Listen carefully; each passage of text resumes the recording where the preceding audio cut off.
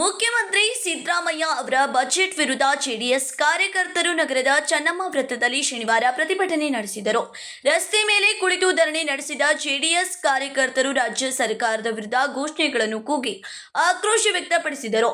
ಜಿಲ್ಲಾಧ್ಯಕ್ಷ ಶಂಕರ್ ಮಾಡಲ್ಗಿ ನೇತೃತ್ವದಲ್ಲಿ ನಡೆದ ಪ್ರತಿಭಟನೆಯಲ್ಲಿ ಹಲವಾರು ಕಾರ್ಯಕರ್ತರು ಭಾಗವಹಿಸಿದರು. ಸಿಎಂ ಸಿದ್ದರಾಮಯ್ಯ ಅವಧಿಯಲ್ಲಿ ರಾಜ್ಯ ಅಧಿಕೃತ ಸಾಲದಲ್ಲಿ ಮುಳುಗಿದೆ ಎಂದು ಆರೋಪಿಸಿದ ಪ್ರತಿಭಟನಾಕಾರರು ರಾಜ್ಯ ಸರ್ಕಾರದ ಆರ್ಥಿಕ ನೀತಿಗಳ ವಿರುದ್ಧ ತೀವ್ರ ಟೀಕೆ ವ್ಯಕ್ತಪಡಿಸಿದರು.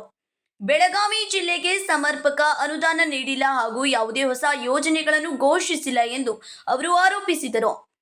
ನೀರಾವರಿ ಯೋಜನೆಗಳಿಗೆ ಅನುದಾನ ಬಿಡುಗಡೆ ಮಾಡಿಲ್ಲ ಎಂದು ಆಕ್ರೋಶ ವ್ಯಕ್ತಪಡಿಸಿದ ಪ್ರತಿಭಟನಾಕಾರರು ಗೃಹಲಕ್ಷ್ಮಿ ಯೋಜನೆಗೂ ಸರಿಯಾಗಿ ಹಣ ನೀಡಲಾಗುತ್ತಿಲ್ಲ ಎಂದು ಆರೋಪಿಸಿದರು. ಕಾಂಗ್ರೆಸ್ ಸರ್ಕಾರ ಭ್ರಷ್ಟಾಚಾರದಲ್ಲಿ ಮುಳುಗಿದೆ ಎಂದು ಪ್ರತಿಭಟನಾಕಾರರು ದೂರಿದರು. ಇವತ್ತು ನಮ್ಮ ಜೆಡಿಎಸ್ ಪಕ್ಷದಿಂದ ಬೆಳಗಾವಿ ಜಿಲ್ಲೆಯಿಂದ ಇಂದ ಕರ್ನಾಟಕ ಸರ್ಕಾರದ ಈ ಭಾರತ ದೇಶದಲ್ಲಿ ಹೆಚ್ಚಿಗೆ ಸಾಲ ಮಾಡಿದಂಥ ಮುಖ್ಯಮಂತ್ರಿ ಯಾರು ಇದ್ರೆ ಅದು ಸಿದ್ದರಾಮಯ್ಯನವರು ಅಂತ ನಾವು ಹೇಳಲಿಕ್ಕಿಂದೆ ಇಚ್ಛೆ ಪಡ್ತೇನೆ.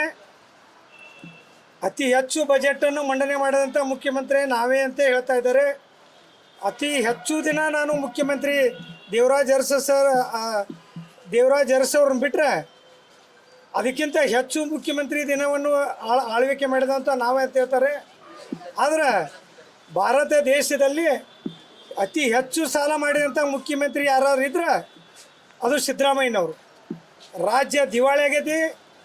ಆಮ್ಯಾಗ ಈ ನಮ್ಮ ಬೆಳಗಾಂ ಜಿಲ್ಲೆಗೆ 100 ರೂಪಾಯಿಯನ್ನು ಕೊಡದಂಥ ಈ ಕನಿಷ್ಠ ಬಜೆಟ್ ಅಂದರೆ ಈ ಸರ್ಕಾರ ದಿವಾಳಿ ಆಗೈತಿ ಅಂತ ನಾವು ತಿಳ್ಕೊಬೇಕಾಗಿದೆ. ಈ ಸರ್ಕಾರ ದಿವಾಳಿ ಆಗೈತಿ. ಈ ದಿವಾಳಿಯನ್ನು ಮುಚ್ಚಲಿಕ್ಕೆ ಸುಮ್ಮನೆ ಏನಕ್ಕೇನಾರು ಒಂದು ಸ್ಟೇಟ್ಮೆಂಟ್ ಕೊಂಡು ಹೋಗ್ತಾ ಇದ್ದಾರೆ. ಯಾವುದೇ ಕಾರಣಕ್ಕೂ ಈ ಜಿಲ್ಲೆಯಲ್ಲಿ ಒಂದು ಹೊಸ ಯೋಜನೆ ಇಲ್ಲ. ಒಂದನೇದ್ದು ಇದು ಇವರೇ ಹಿಂದೂ MK ಹುಬ್ಬಳ್ಳಿಯಲ್ಲಿ ಇವರೇ ಮುಖ್ಯಮಂತ್ರಿ ಸಿದ್ದರಾಮಯ್ಯನವರು ಮುಖ್ಯಮಂತ್ರಿ ಇದ್ದಾಗ 500ರಿಂದ 600 ಕೆರೆಗಳನ್ನು ತುಂಬಿಸ್ತೇವೆ ಅಂತೇಳಿ ಇವರೇ ಒಂದು ದೊಡ್ಡ ಸಮಾವೇಶ ಮಾಡಿ ಅದನ್ನು ಗುದ್ಲಿ ಪೂಜೆ ಮಾಡಿದರು. ಇವತ್ತಿನವರೆಗೂ ಒಂದು ಕೆರೆಗೆ 1 ಲೀಟ್ರ್ ನೀರನ್ನು ಬಿಟ್ಟಲ್ಲ, ಒಂದು ಪೈಪ್ಲೈನ್ ಇಲ್ಲ, ಒಂದು ಕೊಡ ಅಲ್ಲ, 1 ಲೀಟ್ರ್ ನೀರು ಬಿಟ್ಟಲ್ಲ. ಆ ಕಾರಣಕ್ಕಾಗಿ ಒಂದು ನೀರಾವರಿ ಯೋಜನೆಗಳಿಗೆ ಕೆರೆ ನೀರನ್ನು ತುಂಬಿಸಲ್ಲ, ಮತ್ತು ಯಾವುದೂ ಲಿಫ್ಟ್ ಇರಿಗೇಷನ್ ಇಲ್ಲ, ಮತ್ತು ಯಾವ ಹೊಸ ಯೋಜನೆಯನ್ನು ಘೋಷಣೆ ಮಾಡಿಲ್ಲ. ಮತ್ತು ಈ ಕಬ್ಬಿನ ಫ್ಯಾಕ್ಟ್ರಿಗಳ ಮುಂದೆ ಲಿಫ್ಟ್ ಇವನು ಮಾಡ್ತೀವಿ ಅಂದ್ರೆ ವೇಬ್ರೀಚ್ ಆಗ್ತವಂದಿರು, ಅದಕ್ಕೂ ಸಹಿತ ಈ ಬಜೆಟ್ದಲ್ಲಿ ಒಂದನ್ನು ಇಟ್ಟಲ್ಲ. ಒಂದು ಇವ್ರು ಏನಾಗೈತೆ ಎಲ್ಲ ಕಾರ್ಖಾನೆಗಳ ಕೂಡ ಹೊಂದಾಣಿಕೆಯನ್ನು ಮಾಡಿಕೊಂಡು ಈ ತೂಕದಲ್ಲಿ ರೈತರಿಗೆ ಮೋಸ ಆಗ್ತಕ್ಕಂಥದ್ದನ್ನು ಅವರಲ್ಲಿ ಶಾಮೀಲಾಗಿ ಈ ಸರ್ಕಾರ ಈ ಪ್ರೈವೇಟ್ ಕಾರ್ಖಾನೆಗಳ ಮಾಲೀಕರ ಕೂಡ ಹೊಂದಾಣಿಕೆಯಾಗಿ ರೈತರಿಗೆ ಕಬ್ಬಿನಲ್ಲಿ ತೊಡಗು ಮಾಡಲಿಕ್ಕೆ ಪ್ರಚೋದನೆ ನೀಡ್ತಕ್ಕಂಥದ್ದು ಅವರು ಕೂಡ ಹೊಂದಾಣಿಕೆ ಮಾಡಿದಂಥ ಸರ್ಕಾರ ಯಾವ್ದಾರಿದ್ರೆ ಇದು ಕಾಂಗ್ರೆಸ್ ಸರ್ಕಾರ ಅಂತ ಹೇಳಲಿಕ್ಕೆ ನಾನು ಇಚ್ಛೆ ಪಡ್ತೇನೆ. ಅದಲ್ಲದೆ ನೋಡ್ಬೋದು ನಾವಿಂದ ಒಂದು ಯೋಜನೆ ಬೆಳಗಾವಿ ಜಿಲ್ಲೆಯಲ್ಲಿ ಯಾವುದೂ ಇಲ್ಲ.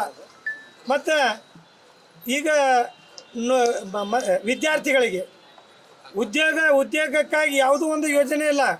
ಸಾಕಷ್ಟು ವಿದ್ಯಾರ್ಥಿಗಳಿಗೆ ಹೋರಾಟ ಮಾಡ್ತಾ ಇದ್ದಾರೆ, ಅದ್ರ ಬಗ್ಗೆ ಇಲ್ಲ.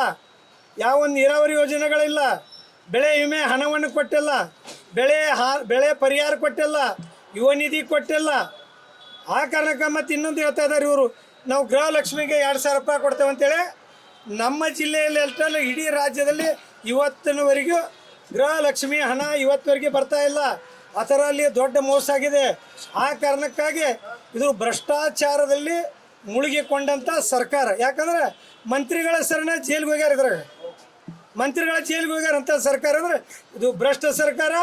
ಆ ಕಾರಣಕ್ಕಾಗಿ ನಮ್ಮ JDS ಪಕ್ಷದ ವತಿಯಿಂದ ನಾವು ಇವತ್ತು ಬೆಳಗಾಂ ಜಿಲ್ಲೆಯಲ್ಲಿ ನಾವು ಪ್ರತಿಭಟನೆಯನ್ನು ಮಾಡಿ ಈ ಸರ್ಕಾರದ ವಿರುದ್ಧ, ಈ ಬಜೆಟ್ ವಿರುದ್ಧ ನಾವು ಖಂಡನೆಯನ್ನು ಮಾಡ್ತೇವೆ.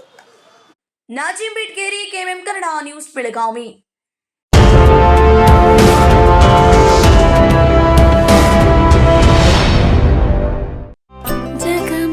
ಜಗಮಗ ಹೊಳೆಯುವ ಕಣ್ಣುಗಳು, ಹೃದಯದಿ ಹರುಷದ ಅಲೆಗಳು.